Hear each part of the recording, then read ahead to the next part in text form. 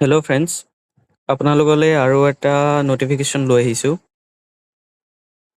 From ministry of জল শক্তি Brahmaputra board. ইয়াতে 21টা য়ং প্ৰফেশ্যনেলৰ পোষ্ট ৰিলিজ কৰিছে।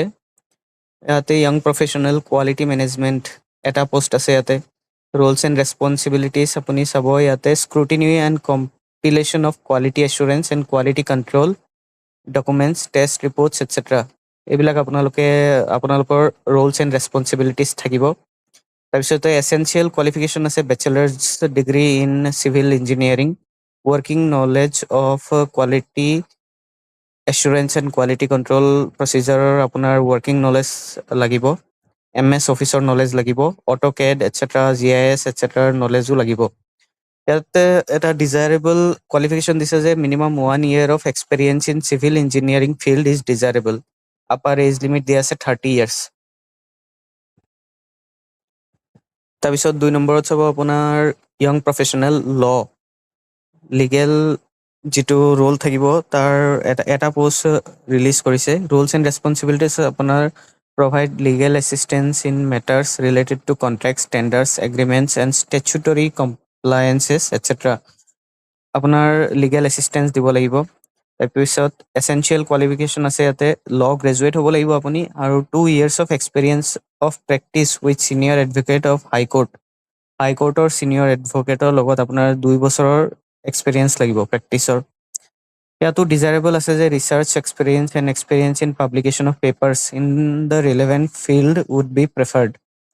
ত' এইকেইটা পোষ্টৰ কাৰণে আপোনালোকৰ এক্সপেৰিয়েঞ্চ থাকিব লাগিব, ডিজায়াৰেবল হয় সেইটো থাকিলে আপোনালোকৰ কাৰণে মানে কোৱালিফাই কৰা ভাল হ'ব। আৰু ইয়াৰ যিহেতু কোনো এক্সাম নাই, আপোনালোকে ডকুমেণ্টছখিনি অনলাইনে ছাবমিট কৰিব লাগিব। তাৰ লিংকো মই তলত ডেছক্ৰিপশ্যনত দি দিম।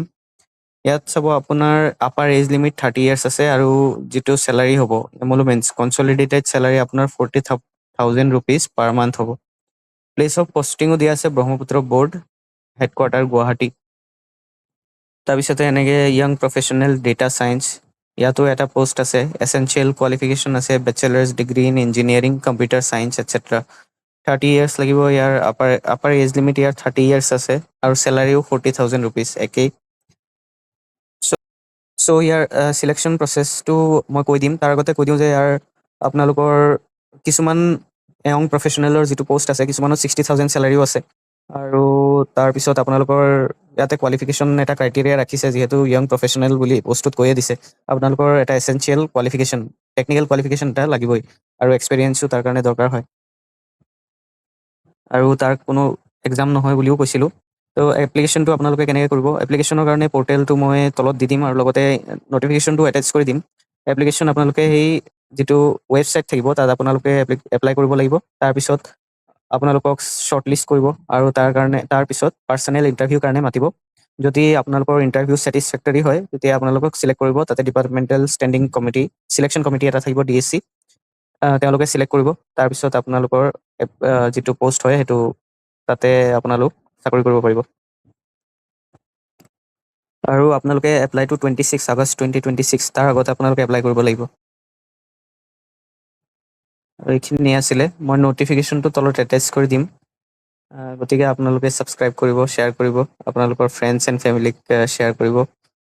যদি তেনেকুৱা জানা মানুহ আছে যে কোৱালিফাই কৰে, এডুকেশ্যনেল কোৱালিফিকেশ্যন যিটো কোৱালিফাই কৰে, তেনেকুৱা মানুহ থাকিলে আপোনালোকে শ্বেয়াৰ কৰি দিব।